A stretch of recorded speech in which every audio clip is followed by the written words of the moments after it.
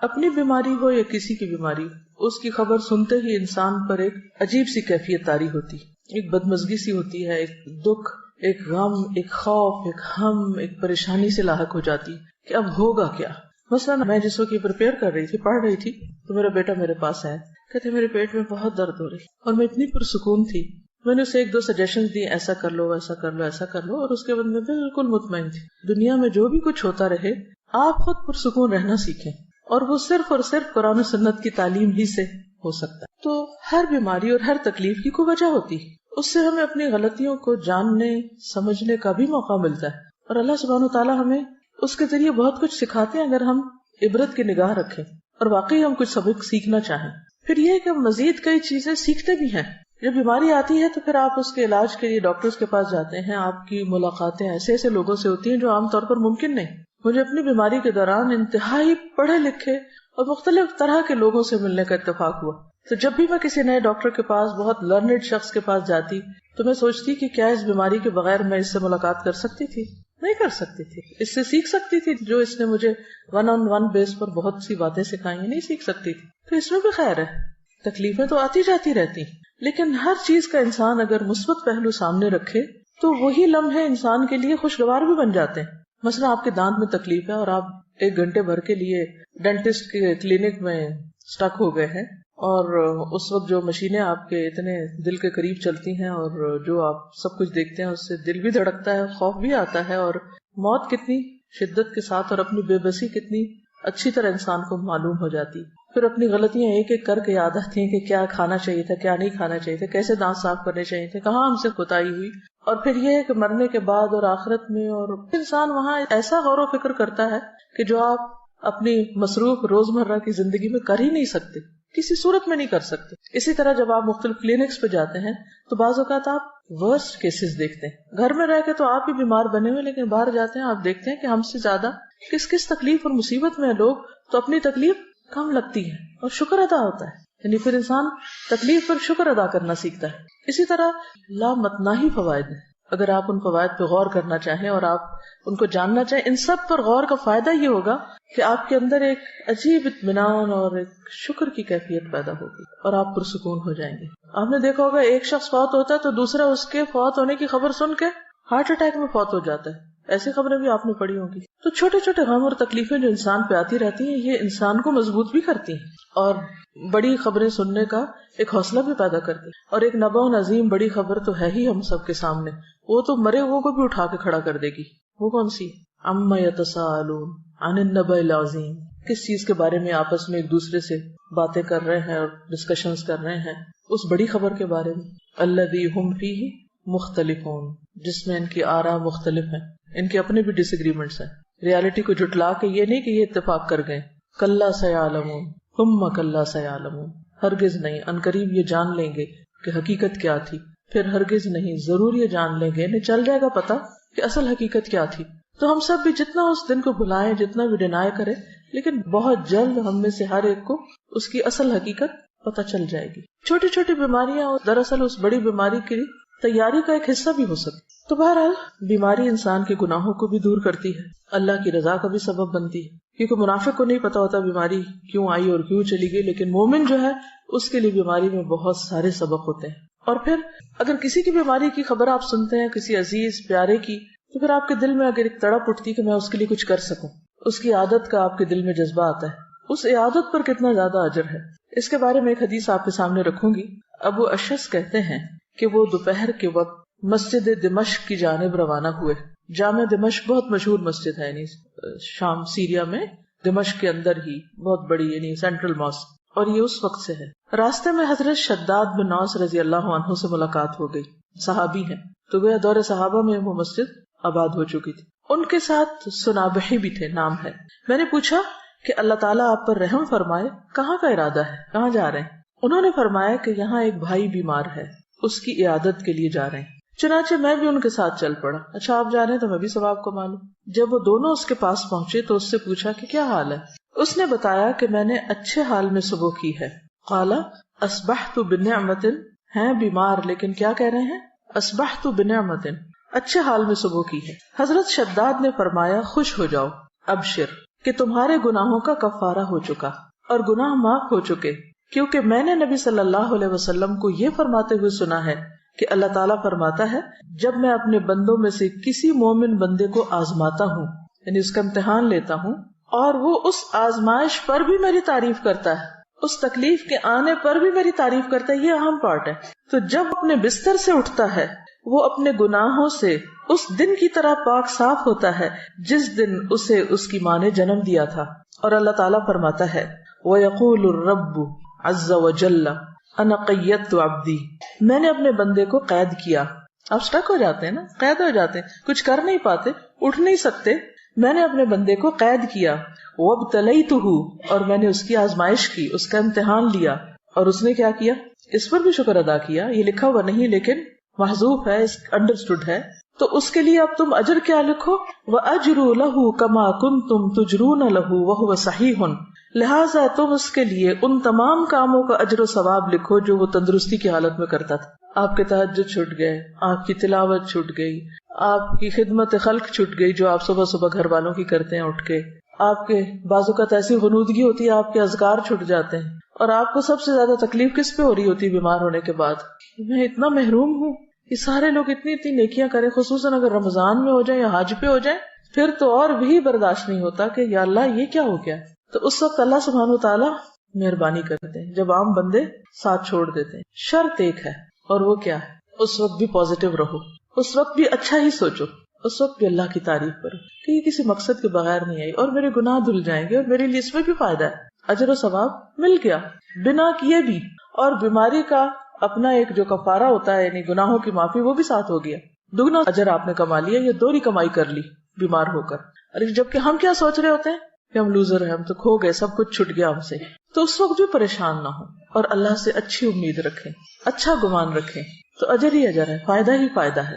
اور یہ لفظ کتنا خوبصورت ہے کہ قیدت عبدی، بالکل آپ ایسے لگتا ہے نا قید ہو گئے، سب حرم جا رہے ہیں، آپ نہیں جا سکتے، سب کھڑے ہو کے عبادت کر رہے ہیں، آپ کھڑے نہیں ہو پا رہے، سب روزہ رکھے ہوئے ہیں، آپ روزہ نہیں رکھ پا رہے، لیکن اللہ کے اجر لکھا جا رہا ہے۔ جب آپ گورنمنٹ جاب کرتے ہیں تو آپ کو سال میں کچھ سک لیوز ملتی اور وہ ود پے ہوتی، اسی طرح میٹرنٹی لیو بھی ود پے ہوتی، پھر کچھ ہاف پے پہ ہوتی، کچھ عرصے کے بعد وہ وداؤٹ پے ہو جاتی، اور کچھ عرصے کے بعد آپ کو جاب چھوڑنی پڑ جاتی۔ اللہ کے یہاں ایسا نہیں ہوتا، بیماری پر آپ کو ود پے لیو ملتی ہے، نماز اور کچھ نیکیوں سے جو آپ روٹین میں کر رہے ہوتے ہیں۔ ایک اور جگہ پر آتا ہے کہ بخار جہنم کے جوش سے ہے اور یہ مومن کا آگ سے حصہ ہے، ام منکم الا واردھا۔ پھر اسی طرح ایک اور حدیث میں آتا ہے، بخار جو تھا نبی صلی اللہ علیہ وسلم کی خدمت میں آیا اور عرض کیا، مجھے اپنے لوگوں کے پیچھے بھیجیے، تو آپ نے انصار کے پاس بھیج دیا۔ ان کے ہاں 6 دن رہا، 6 دن رات، اور ان پر بخار بہت سخت واقع ہوا، بہت زیادہ بخار آیا ان کو، بخار ان کے گھروں میں گھس گیا، تو انہوں نے آپ سے شکایت کی۔ اس پر رسول اللہ صلی اللہ علیہ وسلم نے ان کے ایک ایک گھر اور ایک ایک کمرے میں جانا شروع کر دیا اور ان کے لیے عافیت کی دعا فرمائی۔ آپ صلی اللہ علیہ وسلم جب لوٹ رہے تھے تو ایک عورت آپ کے پیچھے آئی، اس نے عرض کیا، قسم اس ذات کی جس نے آپ کو حق کے ساتھ مبعوث کیا ہے، میں انصار میں سے ہوں، میرے والد بھی انصار میں سے ہیں، جیسے آپ نے انصار کے لیے دعا کی ہے میرے لیے بھی کیجیے۔ آپ نے فرمایا، کیا چاہتی؟ اگر چاہو تو میں تمہارے لیے دعا کروں کہ تم بخار سے محفوظ رہو، چاہو تو برداشت کر لو اور تمہیں جنت ملے گی۔ اس نے کہا، میں صبر کروں گی اور جنت کو خطرے میں نہ ڈالوں گی۔ تو کچھ لوگ ایسے ہوتے ہیں کہ جو بیماری کو بہت صبر کے ساتھ اور اجر کی نیت سے برداشت کر جاتے۔ اس کا مطلب نہیں کہ انسان بیماری میں دعا نہ مانگے یا کسی کو دعا کے لیے نہ کہہ سکتا ہے، لیکن یہ یاد رکھے کہ اگر جتنا عرصہ اس کے لیے بیماری ہے، یہ بیماری میں مبتلا ہے، وہ اس کے لیے اجر کا ذریعہ بن رہی ہے۔ نبی صلی اللہ علیہ وسلم نے فرمایا، خوش ہو جاؤ، مومن کے مرض کو اللہ تعالیٰ کفارہ اور اپنی رضا کا سبب بنا دیتے ہیں، اور فاجر، نافرمان، گناہگار، اس کا مرض ایسا ہے جیسے اونٹ کہ اس کے مالک نے اسے باندھ دیا اور اس کے بعد چھوڑ دیا، اسے نہیں خبر کیوں باندھا اور اسے نہیں پتا کیوں چھوڑا، بخار کیوں آیا اور کیوں گیا۔ وہ حدیث بھی یاد رکھیے کہ رسول اللہ صلی اللہ علیہ وسلم ام سائب کے ہاں تشریف لائے۔ آپ نے فرمایا، اے ام سائب، تجھے کیا ہوا، تم کانپ رہی ہو؟ جیسے ملیریا ہوتا ہے نا۔ اس نے عرض کیا، بخار ہے، اللہ اس میں برکت نہ کرے۔ آپ نے فرمایا، بخار کو برا نہ کہو، کیونکہ بخار بنی آدم کے گناہوں کو اس طرح دور کرتا ہے جس طرح بھٹی لوہے کے میل کچیل کو دور کر دیتی ہے۔ عبداللہ کہتے ہیں کہ میں رسول اللہ صلی اللہ علیہ وسلم کی خدمت میں حاضر ہوا. آپ اس وقت تیز بخار میں تھے. میں نے عرض کیا یا رسول اللہ آپ کو تیز بخار ہے؟ فرمایا ہاں مجھے تم میں سے 2 آدمیوں کے برابر بخار ہے. آپ کی بیماری عام لوگوں کے مقابلے میں دگنی ہوتی تھی کیونکہ آپ کے لیے اجر بھی زیادہ تھا. میں نے عرض کیا کہ اس سبب سے آپ کو دوہرا اجر ملے گا؟ فرمایا یہی بات ہے. جس مسلمان کو کانٹا چبھنے کی یا اس سے زیادہ کوئی تکلیف پہنچتی ہے اللہ تعالیٰ اس کے ذریعے اس کے گناہوں کو اس طرح دور کر دیتا ہے جس طرح درختوں سے پتے خزاں کے موسم میں. بخار مانگنا نہیں ہے لیکن آ جائے تو پریشان نہیں ہونا, گھبرانا نہیں, برا بلا نہیں کہنا. اور آپ کو پتا ہے کہ اس میں کئی بیماریوں سے شفا بھی ہے. جب بخار ہوتا ہے نا تو دراصل ہمارے اندر کے گندے مادے جو ہوتے ہیں وہ جل رہے ہوتے ہیں, وہ ایک کلینزنگ کا عمل ہوتا ہے. اور عام طور پر یکایک شدید قسم کی ڈوز دے کر اس کو ٹھنڈا کر دیا جاتا ہے. جو گال بلیڈر میں وہ سٹونز بنتے ہیں, ایک حکیم صاحب نے مجھے بتایا تھا کہ وہ جب بخار کے ذریعے کچھ مادے اکٹھے ہو رہے ہوتے ہیں کچھ آرگنز میں, جب ایک دم آپ ٹھنڈا کرتے ہیں تو وہی مادے سٹون بن جاتے ہیں اور پھر وہ مزید بیماریوں کا سبب بنتے ہیں. ایک اور حدیث ہے حضرت ابو سعید خدری رضی اللہ عنہ سے مروی ہے کہ ایک آدمی نے نبی صلی اللہ علیہ وسلم سے پوچھا کہ ہمیں جو بیماریاں لگتی ہیں یہ بتائیے کہ ان پر ہمارے لیے کیا ہے. نبی صلی اللہ علیہ وسلم نے فرمایا یہ بیماریاں گناہوں کا کفارہ بن جاتی ہیں. ہم سب گناہ کرتے ہیں جانے انجانے, بعض چیزوں کا تو ہمیں پتہ ہی نہیں کہ ہم غلط بھی کر رہے ہیں کیونکہ علم ہی نہیں ہوتا کہ یہ غلط ہے. کچھ عرصے بعد پتہ چلتا ہے تو توبہ استغفار شروع کرتے ہیں. یہ کیسی جہالت ہے, پتہ ہی نہیں تھا کہ یہ نہ کرنے والا کام ہے. بہرحال حضرت ابی بن کعب رضی اللہ عنہ نے عرض کیا اگرچہ بیماری چھوٹی ہی ہو, چھوٹی سی بیماری ہے کوئی, تب بھی؟ نبی صلی اللہ علیہ وسلم نے فرمایا ہاں اگرچہ ایک کانٹا ہی چبھ جائے یا اس سے بھی کم. یہ سن کر حضرت ابی بن کعب رضی اللہ عنہ نے اپنے متعلق یہ دعا کی کہ موت تک ان سے کبھی بھی بخار جدا نہ ہو. کیا دعا کی؟ کہ مجھے ہر روز بخار ہو. اور یہ کون ہے دعا کرنے والے؟ ابی بن کعب, عالم صحابی ہیں, کاتب وحی ہیں, لیکن وہ ایسا بخار ہو کہ حج اور عمرہ, جہاد فی سبیل اللہ اور فرض نماز با جماعت میں رکاوٹ نہ بنے. میرے یہ کام نہ چھوٹے, ویسے بے شک بخار چڑھا رہے. چنانچہ اس کے بعد انہیں جو شخص بھی ہاتھ لگاتا ان کا جسم تپتا ہوا ہی محسوس ہوتا حتیٰ کہ ان کا انتقال ہو گیا. وہ لوگ اپنے قول کے پکے تھے. ہم لوگ ایک وقت میں ایک بات کرتے ہیں یا اللہ ایسا ہو جائے, اور جب وہ ہو جاتا ہے تو پھر ہم سب گھبرا اٹھتے, پھر کہتے ہیں یا اللہ ایسا کیوں ہوا اور ایسا نہ ہو. تو اس لیے جو بھی دعا مانگے سوچ سمجھ کے مانگے اس چیز کو جسے آپ نبھا سکیں. لیکن عافیت کی دعا بہرحال اللہ تعالیٰ کو بہت محبوب ہے, اپنے لیے عافیت ہی مانگے. مگر عافیت مانگنے کے باوجود بھی کچھ نہ کچھ تکلیف آ ہی جاتی ہے. اصل سبق جو سیکھنے کا ہے وہ یہ کہ جب تکلیف آ جائے تو اس وقت آپ کا رویہ کیا ہونا چاہیے. بیماری میں مومن کا رویہ, اصل چیز جو کاؤنٹ کرتی ہے وہ کیا ہے کہ ہم کسی بات یا کسی موقع پر کیسے ریئیکٹ کرتے ہیں. ہم کیا کرتے ہیں؟ لِيَبْلُوَكُمْ أَيُّكُمْ أَحْسَنُ عَمَلًا. اور یہ احسن عمل صرف نماز میں خشوع نہیں دیکھا جا رہا, وہ تو اپنی جگہ ہے. یہ احسن عمل ہر عمل میں احسن, ہر عمل میں اچھا رویہ. آپ دیکھیے کہ اگر اس بات پر انسان پورا اتر جائے تو جنت بھی ہے اس کے لیے, لیکن دنیا میں بھی کتنا سکون ہو جائے. ہمیں عموماً تکلیف کس چیز سے ہوتی ہے؟ لوگوں کے کن رویوں سے ہوتی ہے تکلیف؟ جب وہ چھوٹی چھوٹی بات پر آپے سے باہر ہو جاتے ہیں. کوئی بات مرضی کے خلاف ہو گئی تو اتنا نیگیٹو وے میں ریئیکٹ کیا, موڈ آف کر لیا, کئی دن تک بولنا چھوڑ دیا, سیدھے منہ بات نہ کی. اسی سے تو دل تنگ ہوتے ہیں نا, کہیں بھی اکٹھے رہنا مشکل ہو جاتا ہے لوگوں کا. تو مومن کا دل غمگین ہوتا ہے لیکن اس کا چہرہ مسکراتا ہوتا ہے. مرضی کے خلاف بھی بات ہو جائے تو کوشش کر کے مسکرائیں, ورنہ کیا ہے کہ شکوہ ہے کس سے؟ اللہ تعالیٰ سے کہ کیوں ہمیں آزمائش میں ڈالا. کیونکہ کوئی تکلیف نہیں آتی مگر اللہ کے اذن سے آتی. اس وقت ایک ایسے کردار کا مظاہرہ کریں کہ جو واقعی اللہ کا پسندیدہ کردار ہو, اور اس وقت بھی ڈائریکٹ آپ کا کنیکشن اپنے رب کے ساتھ ہو کہ میرے اللہ تو جانتا ہے نا کہ میں کس تکلیف سے گزر رہا ہوں, چاہے وہ جسمانی ہو یا روحانی ہو یا جذباتی ہو یا کچھ بھی ہو. بندوں کو سنانے کا فائدہ نہیں, وہ سمجھ ہی نہیں پاتے کہ مسئلہ کیا ہے. آپ ایڈوائس لے سکتے ہیں کسی سے, لیکن آپ لے کے دیکھیں مایوسی ہوں گے, کچھ بہت فائدہ نہیں ہوگا. تو بہتر کیا ہے, پرو ایکٹیو اپروچ اختیار کریں. مثلاً روٹین میں جیسے اب قرآن مجید آپ پڑھ رہے ہیں اس کے ساتھ ایک تعلق ہے, آپ نے دیکھا ہوگا ہر روز جواب آتا ہے کہ نہیں, جیسے جیسے حالات گزر ہوتے ہیں ویسے ویسے آیات آ رہی ہوتی ہیں. یہ پرو ایکٹیو اپروچ ہے, مسائل سے نبٹنے کی ہے, ہدی للمتقین ہے, ہدایت ہے, گائیڈنس ہے آپ کے لیے. آپ کو روز کے مسئلوں کا حل پیش ہو رہا ہے. کوئی تک ہی نہیں بنتی کہ انسان پھر قرآن کو چھوڑ کے بیٹھ جائے. روٹین میں آپ اس کو پکڑے رکھیں. نبی صلی اللہ علیہ وسلم نے اپنے پیچھے کیا چھوڑا تھا جس کو پکڑ کے رکھنا ہے. ہم سب کے لیے بھی یہی کتاب ہے, اس کا ساتھ نہ چھوٹے. شفا ہی شفا ہے, مسائل کا حل ہی حل ہے. ایسا اعتدال آپ کی زندگی میں آئے گا, ایسی خوبصورتی آئے گی, ایسا حسن آئے گا کہ دنیا بھی پرسکون ہو جائے. کیونکہ غم اور پریشانی کا تعلق آپ کی اپنی ذات سے ہوتا ہے، وہ آپ کے اپنے اندر کا مسئلہ ہوتا ہے، باہر کا کم اندر کا زیادہ. اور دین ہمارا اسی اندر کے مسئلے، اسی بل کو نکالنے کی کوشش کرتا ہے، اور یہیں سے نکلتا ہے، کوئی نہیں نکال سکتا. اللہ سے بڑھ کے ہمیں کون سمجھتا ہے؟ ہماری نفسیات کون جانتا ہے؟ تو اللہ تعالیٰ اپنی کتاب میں ہمیں ہر چیز کے بارے میں بتاتے ہیں. پھر اس کے بعد سنت ہے، نبی صلی اللہ علیہ وسلم کی احادیث ہیں، اس سے بہت کچھ سیکھنے کو ملتا ہے.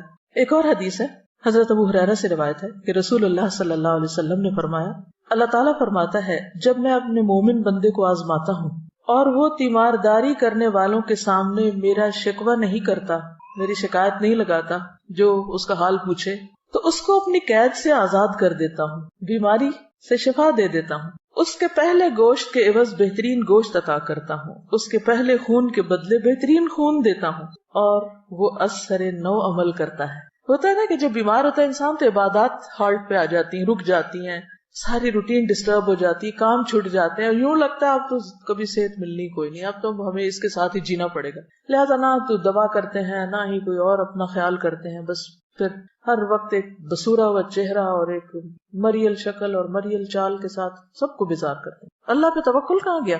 تو یہ تو کبھی سوچے ہی نہ کہ ہم نے کبھی ریٹائر ہونا ہے. بیڈ پہ بھی پڑ گئے تو بھی کیا کرنا ہے؟ اگر دماغ کام کر رہا ہے نا، زبان کام کر رہی ہے، کان کام کر رہے ہیں، آنکھ کام کر رہی ہے، صرف اتنا حصہ کام کر رہا ہے، تب کے لیے بھی سوچ رہے. اللہ نہ کرے کہ کبھی ایسا ہو، لیکن کئی دفعہ ہو بھی جاتا ہے نا کچھ لوگوں کے ساتھ.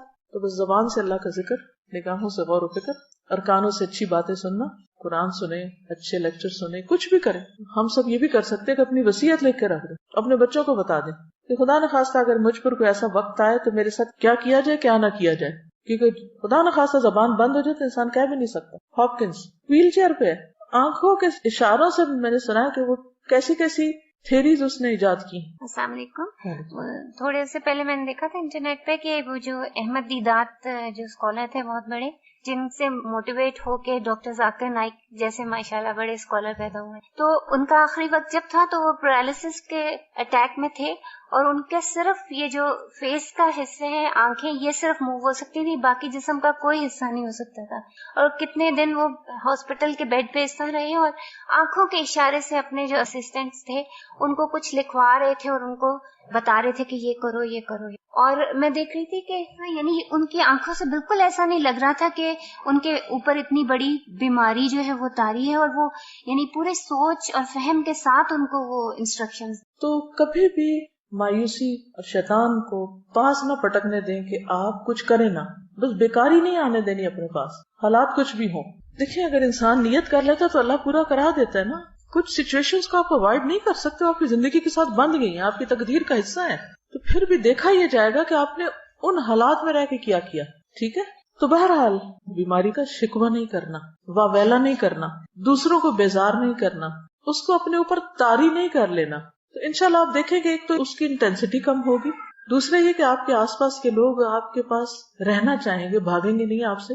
ورنہ ہوتا ہی ہے نا کہ جو بندہ تنگ کر مارے تو سب ادھر ادھر ہو جاتے ہیں. پھر یہ ہے کہ آپ کچھ پروڈکٹیو پازیٹیو کام میں اپنی انرجی لگائیں، کیونکہ رونے کے لیے بھی انرجی چاہیے ہوتی ہے نا، اور چیخنے کے لیے بھی، اور غصے کے لیے بھی، اور سب اوٹ پٹانگ حرکتوں کے لیے انرجی چاہیے ہوتی. جب آپ کی ساری انرجی وہاں لگ جاتی ہے تو پھر جب اچھا کام کرنے کا وقت آتا ہے پھر آپ تھک کے سو جاتے ہیں. اپنی ساری انرجی کو چینلائز کرنا ہے، پازیٹیو وے میں یوز کرنا ہے. پھر ایک اور حدیث ہے، حضرت ابو امامہ سے روایت ہے کہ نبی صلی اللہ علیہ وسلم نے فرمایا، جس بندے کو بھی بیماری سے پچھاڑ دیا گیا، پیرالائز ہو گیا کسی بھی طرح، یا پڑ گیا ہے بیڈ پہ، تو اللہ تعالیٰ اسے جب بیماری سے اٹھاتا ہے تو وہ پاک ہوتا ہے، یعنی اس کے گناہوں کا کفارہ ہو چکا ہوتا ہے. پھر آپ دیکھیے ایک اور حدیث ہے، نبی صلی اللہ علیہ وسلم جب مدینہ تشریف لے گئے تو مدینہ کی زمین جو تھی وہ وبائی زمین تھی. پورے عرب میں سب سے زیادہ وبائیں جو تھی وہ مدینہ میں ہوتی تھی، ارض الوبا تھی. جب صحابہ وہاں پر گئے تو بیمار پڑ گئے، ایک ایک کو بخار، اور حضرت ابو بکر کی حالت یہ ہو گئی تھی کہ ان کو لگتا تھا کہ جیسے بس اب وہ دنیا سے رخصت ہونے والے ہیں، اتنے شدید بیمار ہو گئے تھے وہ بھی. حضرت بلال کے بارے میں آتا ہے اور بھی صحابہ. تو نبی صلی اللہ علیہ وسلم نے اس موقع پر کیا کیا تھا؟ نبی صلی اللہ علیہ وسلم نے مدینہ کے لیے برکت کی دعا کی اور کہا کہ یہاں کے بخار کو جوفہ کی طرف لے جائے، یعنی کہ غیر آباد علاقے کی طرف وہاں چلا جائے، یہاں نہ ہو.